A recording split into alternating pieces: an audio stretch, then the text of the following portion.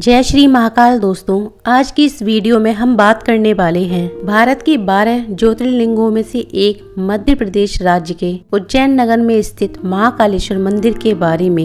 श्री महाकालेश्वर मंदिर शिव के 12 ज्योतिर्लिंगों में से तीसरा ज्योतिर्लिंग है। तो आज हम इस वीडियो में उज्जैन के महाकालेश्वर मंदिर के बारे में जानेंगे और साथ ही इस वीडियो में हम बात करेंगे श्री महाकालेश्वर दर्शन के बारे में, जैसे कि आप श्री महाकालेश्वर के नॉर्मल, वीआईपी और गर्भगृह के दर्शन कैसे कर सकते हैं और इन सब दर्शन के लिए आपको कितने चार्जेस पे करने होंगे। भस्म आरती के लिए आप ऑनलाइन टिकट कैसे बुक कर सकते हैं एंड इन केस अगर आप ऑनलाइन टिकट नहीं बुक कर पाते तो आप मंदिर जाकर ऑफलाइन टिकट कैसे और कब ले सकते हैं। भस्म आरती सुबह किस टाइम होती है, आपका भस्म आरती, गर्भगृह दर्शन और नॉर्मल दर्शन के लिए ड्रेस कोड क्या रहेगा और आप मंदिर में क्या लेकर नहीं जा सकते। उज्जैन में और कौन कौन सी जगह है जिन्हें आप एक्सप्लोर कर सकते हैं। उज्जैन आप कितने दिन का टूर प्लान बना सकते हैं। उज्जैन आपको कब जाना चाहिए। इन सब क्वेश्चंस के आंसर आपको इस वीडियो में मिल जाएंगे। आप इस वीडियो को बिना स्किप किए पूरा जरूर देखें ताकि आपको श्री महाकालेश्वर मंदिर और उनके दर्शन के बारे में पूरी इन्फॉर्मेशन मिल सके। इसके अलावा अगर आप ये जानना चाहते हैं कि उज्जैन में आपको कहाँ रुकना चाहिए और आप उज्जैन कैसे पहुँच सकते हैं, उज्जैन में जो अदर्स मंदिर हैं उनमें आप कैसे दर्शन कर सकते हैं, वहाँ कैसे पहुँच सकते हैं, तो इसके लिए मैंने एक अलग से वीडियो बनाया हुआ है। आपको उज्जैन ट्रैवल गाइड वीडियो का लिंक हमारे इस वीडियो के डिस्क्रिप्शन बॉक्स में मिल जाएगा, तो आप उस वीडियो को जरूर देखें ताकि आप उज्जैन का ट्रिप इजीली प्लान कर सकें। श्री महाकालेश्वर मंदिर मध्य प्रदेश राज्य के उज्जैन शहर में शिप्रा नदी के पूर्वी तट पर स्थित है। भारत में बहुत से धार्मिक और पवित्र बड़े बड़े मंदिर हैं, लेकिन भारत में सिर्फ 4 ऐसे ही धार्मिक स्थल हैं जहां पर सबसे बड़े धार्मिक मेले का आयोजन होता है, जिसे कुंभ मेला भी कहा जाता है। ये होता है हरिद्वार में गंगा नदी के तट पर, प्रयागराज में गंगा और यमुना नदी के संगम पर, नासिक में गोदावरी नदी के तट पर और उज्जैन में शिप्रा नदी के तट पर। इसके साथ ही उज्जैन एक ऐसी पवित्र भूमि है जहाँ पर 3.5 काल एक साथ विराजमान है। देश के 12 ज्योतिर्लिंगों में प्रमुख श्री महाकाल की भस्म आरती की परंपरा सैकड़ों वर्ष पुरानी है। अकॉर्डिंग टू माइथोलॉजी, भगवान शिव ने दूषण को चेतावनी दी, लेकिन वो नहीं माना। क्रोधित शिव यहाँ महाकाल के रूप में प्रकट हुए और अपने क्रोध से दूषण को भस्म कर दिया। माना जाता है कि बाबा भोलेनाथ ने यहाँ दूषण के भस्म से अपना श्रृंगार किया था, इसलिए आज भी यहाँ महादेव का श्रृंगार भस्म से किया जाता है। और श्री महाकालेश्वर मंदिर में भगवान महाकाल के दिन की शुरुआत सुबह 4 बजे से इसी भस्म आरती से होती है। पहले ये भस्म आरती चिता की राख से किया करते थे, लेकिन अब कुछ कारणों से श्री महाकालेश्वर की भस्म आरती गाय के उपले की राख के भस्म से की जाती है, जिसको एक स्पेशल प्रोसेस के अकॉर्डिंग तैयार किया जाता है। श्री महाकालेश्वर ज्योतिर्लिंग के आप 4 तरह के दर्शन कर सकते हैं: फ्री दर्शन, शीघ्र दर्शन, गर्भगृह दर्शन और भस्म आरती। सबसे पहले हम बात करेंगे फ्री दर्शन और शीघ्र दर्शन के बारे में कि आप ये कैसे कर सकते हैं। फ्री दर्शन के लिए आपको किसी भी टिकट की जरूरत नहीं होती है और ना ही आपको किसी को कोई भी चार्जेस पे करने होते हैं। फ्री दर्शन की लाइन थोड़ी लंबी होती है, जिसमें आपको 1 से 2 घंटे के लिए लाइन में लगना होता है। डिपेंड करता है क्राउड पर। अगर मंदिर में लोग कम हैं, आपकी लाइन छोटी है, तो आप शिवलिंग के जल्दी भी दर्शन कर सकते हैं। और वहीं अगर मंदिर में लोग ज्यादा हैं, आपकी लाइन बड़ी है, तो आपको श्री महाकालेश्वर दर्शन के लिए और भी ज्यादा टाइम लग सकता है। सेकंड होते हैं शीघ्र दर्शन। शीघ्र दर्शन के लिए आपको टिकट लेना होता है, जिसके लिए आपको 250 रुपीज पर पर्सन पे करने होते हैं। अब बात करते हैं कि आपको ये टिकट कहाँ से मिलेगी। ये टिकट आप बड़ा गणेश मंदिर के पास बने प्रोटोकॉल ऑफिस के काउंटर से ले सकते हैं। इसके लिए आपको लाइन में लगने की जरूरत नहीं होती। ये टिकट आपको same day hand to hand मिल जाती है। या फिर आप शीघ्र दर्शन के लिए ऑनलाइन रजिस्ट्रेशन भी कर सकते हैं। शीघ्र दर्शन के लिए एक अलग से एंट्री गेट बना हुआ है, जहाँ पर ज्यादा लंबी लाइन नहीं होती है, तो आप 20 से 30 मिनट के अंदर शिवलिंग के दर्शन कर सकते हैं। मैं आपको एक बात और बताना चाहूंगी, चाहे आप वीआईपी दर्शन के टिकट लें या आप नॉर्मल दर्शन करें, इसमें आप शिवलिंग के पास नहीं जा सकते। ये दर्शन आपको दूर से ही कराए जाते हैं। अगर आप शिवलिंग के ऊपर जल, बेलपत्र, धतूरा चढ़ाना चाहते हैं या फिर उनकी पूजा करना चाहते हैं, तो आप गर्भगृह के दर्शन जरूर करें। गर्भगृह दर्शन के लिए आपको 1000 या फिर 1500 की टिकट लेनी होती है। अगर आप सिंगल हो तो आपको 1000 रुपये पर पर्सन लगेगा, और वहीं अगर आप 2 लोग हैं तो आपको 1500 रुपये दोनों लोगों के मिलाकर लगेंगे।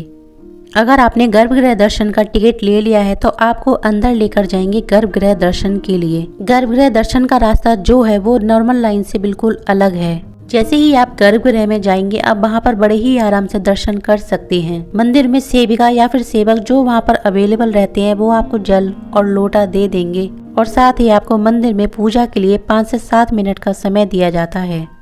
तो आप आराम से ध्यान लगाइए और पूजा कीजिए। अब बात आती है कि आपको 1000 या 1500 रुपए की जो टिकट है वो कहाँ से लेनी है। ये टिकट महाकाल मंदिर के सामने बड़ा गणेश मंदिर है, उसी के पास टिकट काउंटर है, वहाँ से आपको ये टिकट मिल जाएगी।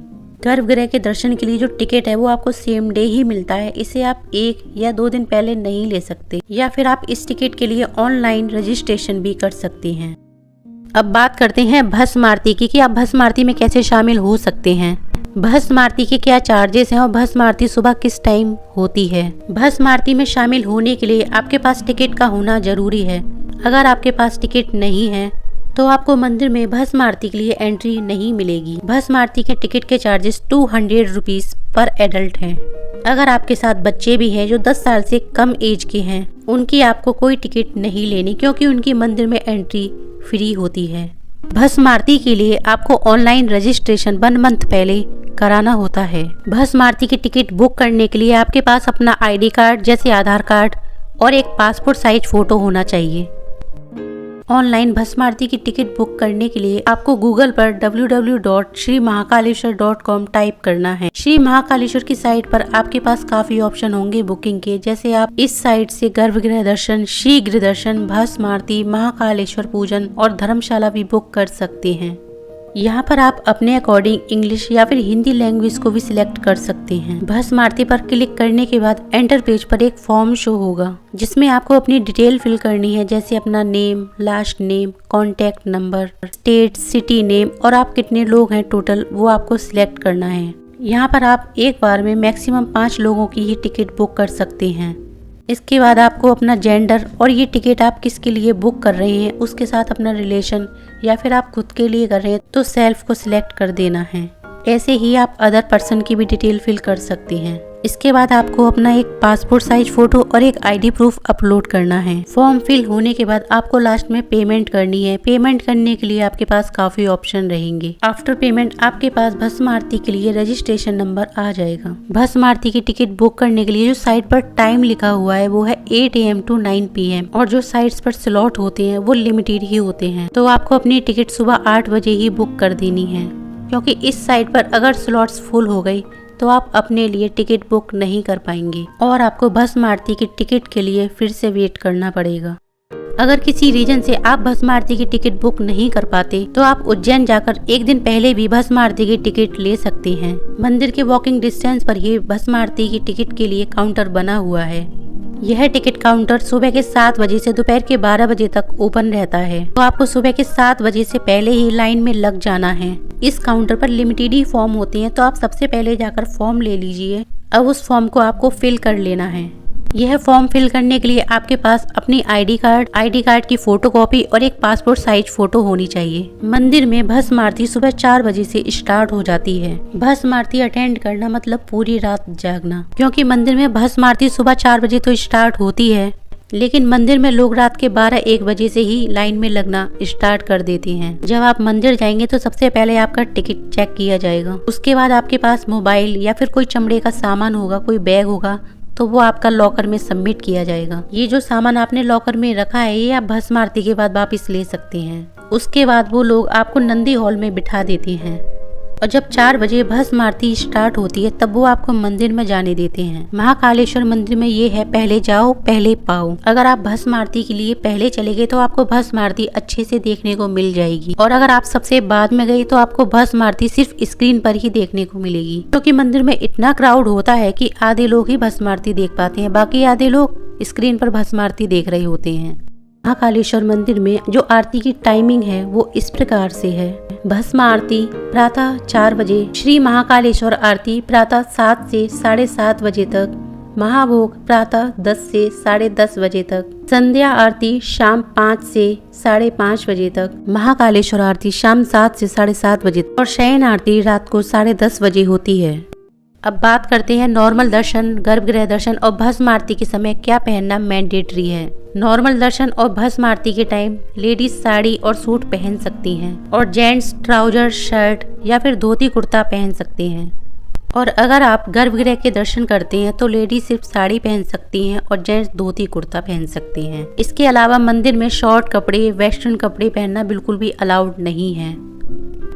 उज्जैन श्री महाकालेश्वर मंदिर में वैसे तो पूरे साल श्रद्धालुओं की काफी भीड़ रहती है, लेकिन सावन के महीने में नॉर्मल डेज के अकॉर्डिंग कुछ ज्यादा ही भीड़ होती है। तो अगर आप सावन में आना चाहते हैं मंदिर तो आप पूरी इन्फॉर्मेशन लेके आए ताकि आपको मंदिर में आने पर कोई प्रॉब्लम ना हो। उज्जैन में मई जून में भी बहुत तेज गर्मी होती है, इसलिए उज्जैन विजिट करने का सबसे अच्छा टाइम मार्च से अप्रैल और अक्टूबर से नवम्बर मंथ्स होता है।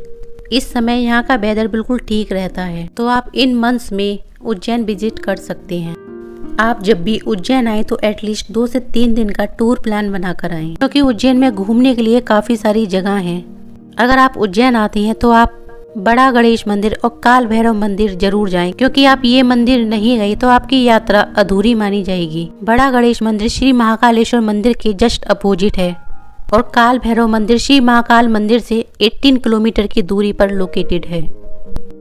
इसके साथ ही आप गढ़कालिका मंदिर, हरसिद्धि मंदिर जो यहाँ के शक्तिपीठ मंदिर हैं, संदीपनी आश्रम, श्री चारधाम मंदिर, भारत माता मंदिर, नवग्रह मंदिर, इस्कॉन मंदिर, गोपाल मंदिर, मंगलनाथ मंदिर, शिप्रा नदी, महाकाल लोक और कालियादेव पैलेस को भी एक्सप्लोर कर सकते हैं।